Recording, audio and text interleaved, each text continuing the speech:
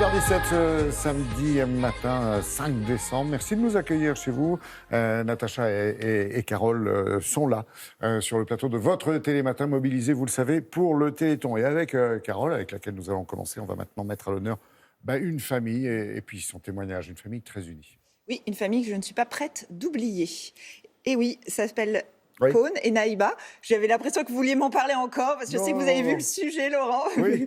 Mais nous allons partir à Gaillac, près de Toulouse, où Pone est donc atteint de la maladie de Charcot. Cette maladie, ça atteint les neurones et donc ça entraîne une faiblesse musculaire, puis une paralysie. Aujourd'hui, il ne peut plus bouger. Il communique par un ordinateur et même sa respiration est possible par une machine. Alors vous allez voir, on a pu vraiment discuter avec lui. Il a beaucoup de recul et même d'humour sur ce qui lui arrive. Mais tout se passe effectivement par cet écran d'ordinateur. Je vous explique quand même comment ça se passe. Sur place, en fait, il fixe des lettres et ça permet de composer des mots. Après, l'ordinateur va lire à haute voix. Donc ne soyez pas étonnés. C'est une voix métallique qui répond avec forcément pas la bonne intonation, celle voulue par Pone, mais ça permet vraiment d'avoir une vraie conversation avec lui et aussi avec sa famille. Vous allez voir, ils sont très unis. Ce sont des personnes incroyables. Regardez.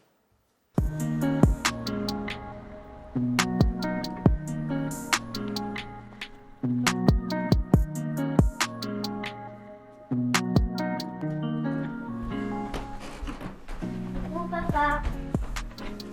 Ça va? Oui, ça va et toi? Qu'est-ce que t'as fait? Alors donc aujourd'hui j'ai fait une dictée. Après je suis allée à la piscine. Cool. Et après on est rentré.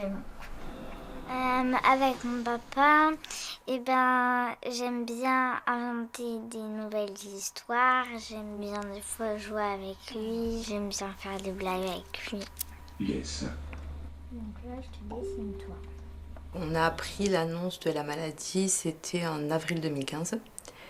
Donc il faut savoir qu'à ce moment-là, nos filles ont pour la plus grande 7 ans et la plus jeune 4 ans.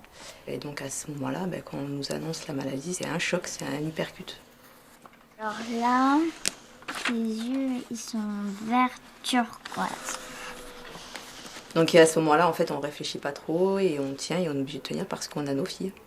C'est soit on accepte et on trouve la force d'avancer, de se battre, ou soit on l'accepte pas et là je pense que ça devient une vraie torture en fait. Pone, qu'est-ce qui est dur dans votre rôle de père aujourd'hui? Plusieurs choses.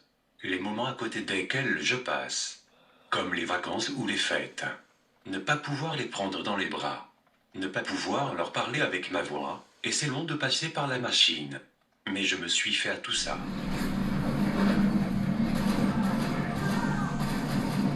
Avant, je me rappelle, il faisait souvent de la musique vers Toulouse, etc. Donc souvent, je l'accompagnais. Des fois, on se bagarrait aussi sur le canapé. Je me rappelle aussi que c'était avec moi, son dernier mot. C'était pour se dire bonne nuit. Il m'avait dit bonne nuit, je t'aime beaucoup, beaucoup, et sa voix, elle a baissé. Alors on n'est pas un couple dans la démonstration, donc voilà, on n'a jamais été comme ça, même avant la maladie, on n'est pas le genre de couple à se faire des papouilles en public, tout ça et tout, c'était pas notre truc. Mais très complice, mais c'est resté, aujourd'hui ça l'est encore. C'est très bien. Et toi Naïla, tu as fait les fractions? Non, moi j'ai fait 2 heures d'études. Oui, témoignage émouvant, certes, mais puissant, tout d'abord. Et la musique qu'on entend, c'est celle de Pone? C'est celle de Pone, tout à fait, parce que Pone est connu, il fait partie du célèbre groupe Funky Family qui a été monté dans les années 90, ouais. en 94. Et aujourd'hui, il continue de composer, ça vous rappelle les souvenirs, sûrement, oui. Et il continue de composer toujours par le même système que vous avez vu, c'est-à-dire en fixant avec son ordinateur. Donc c'est assez incroyable à voir. Vraiment, il peut continuer à exercer son métier, c'est important pour lui.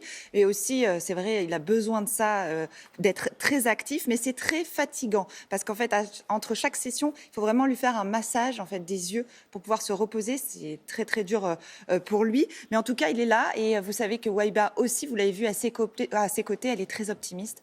Elle s'est vraiment battue pour qu'il ait le moral parce qu'ils avaient des enfants et aussi il fallait absolument qu'il soit là pour elle. C'est un couple très uni. Tant qu'il est là, le physique, on s'en fout, c'est ce qu'elle m'a dit. Donc vraiment, elle le porte et ses filles aussi. Et ce qui est marrant, je vais vous livrer une petite chose de famille. famille, c'est que quand ils se disputent, c'est par message. Parce que moins, ils sont au même niveau. C'est-à-dire que sur WhatsApp ou par messagerie, ils envoient des messages, ils ont le temps, tous les deux, de réfléchir aux mots qu'ils vont utiliser. Et chacun joue son rôle dans cette famille, justement, pour la rendre unie et forte. Ouais. Je les remercie de m'avoir accueilli. Ouais, et puis merci d'être allé voir pour nous et de nous avoir offert ces jolis témoignages en partage. Regardez.